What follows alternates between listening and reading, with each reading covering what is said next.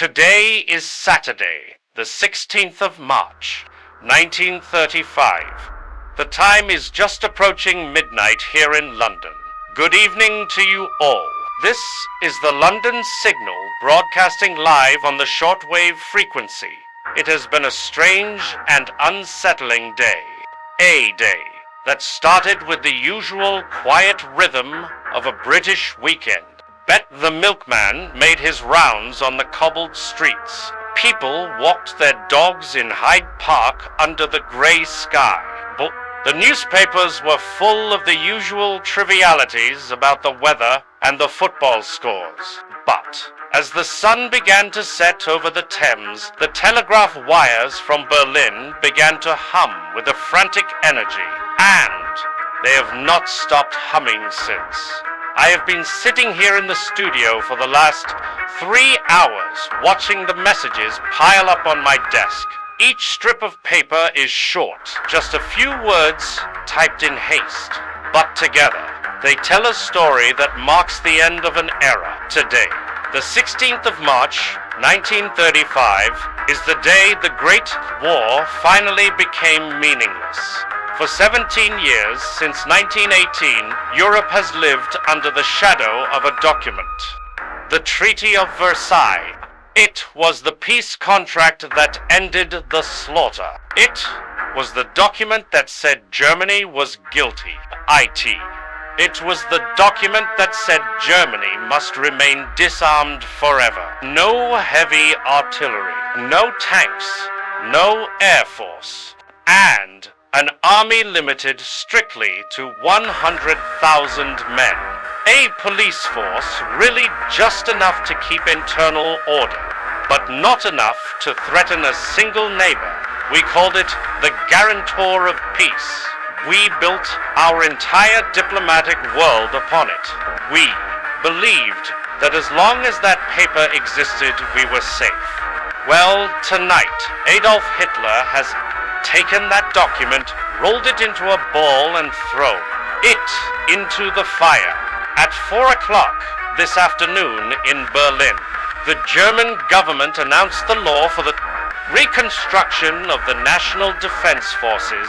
It is a dry, bureaucratic title, isn't it? It sounds like they are fixing the potholes in the roads or reorganizing the post office. But what it actually means is the return of the giant Hitler has announced the reintroduction of universal military conscription. Let that sink in for a moment. Conscription. The draft, as I speak. To you now, young men across Germany are realizing that their lives no longer belong to them. They belong to the state. The decree plans for an army not of 100,000 men, but of 36 divisions. That is 500,000 soldiers.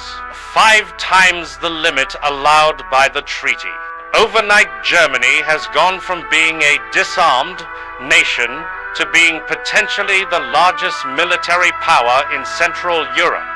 But that is not the only secret they revealed today. 4 months we have heard rumors. We have heard whispers from travelers returning from Berlin. They talked about flying clubs where young men learned to fly gliders with a military discipline. They talked about factories that were officially making tractors but sounded like they were testing tank engines. We called it the Shadow Army, the Phantom Force. Today the Phantom stepped out into the light. General Hermann, Göring, the man who collects uniforms the way other men collect stamps, has officially revealed the existence of the Luftwaffe, the German Air Force. It turns out that those flying clubs were not hobbies. They were training grounds for bomber pilots. Those fast mail planes that Lufthansa has been flying across Europe. They are not just for delivering postcards. They are designed to be converted into bombers in a matter of hours. Germany has an air force, and they didn't build it yesterday. have been building it for years, right under our noses, while our diplomats in Geneva were drinking tea and congratulating themselves on securing world peace. We have been played for fools. An entire world has been the victim of a confident trick on a continental scale.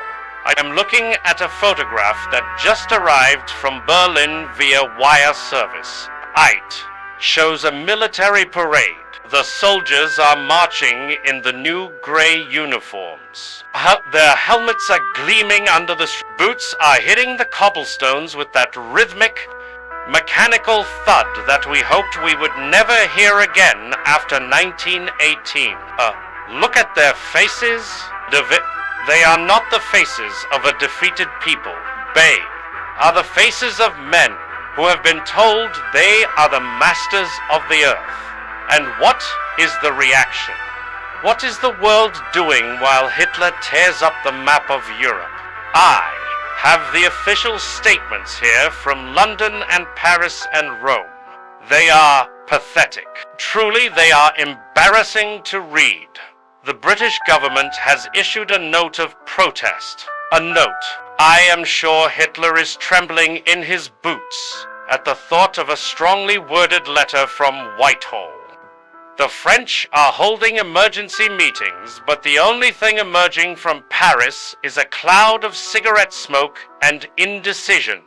The League of Nations, that great temple of hope in Geneva, is silent. It has become a debating society for ghosts.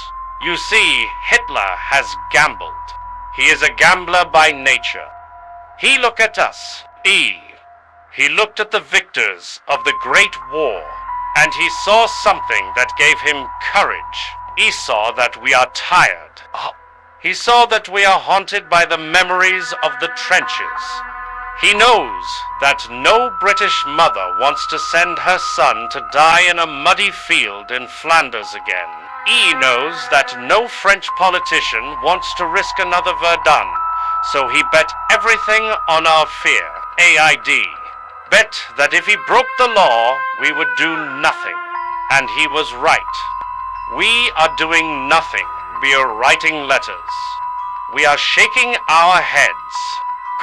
We are expressing our grave concern. But we are not moving a single soldier. We are not launching a single ship. Today showed us a terrifying truth about international law. A treaty is only as strong as the force behind it. Without guns, without the will to use them, a peace treaty is just a piece of paper with some ink on it. And ink does not stop tanks. I want you to think about the factories tonight. Think about the Ruhr Valley, the industrial heart of Germany. For years, the smokestacks there have been quiet or working at half capacity. Tonight, I imagine the furnaces are burning hot. They are not melting steel for bridges or railways anymore.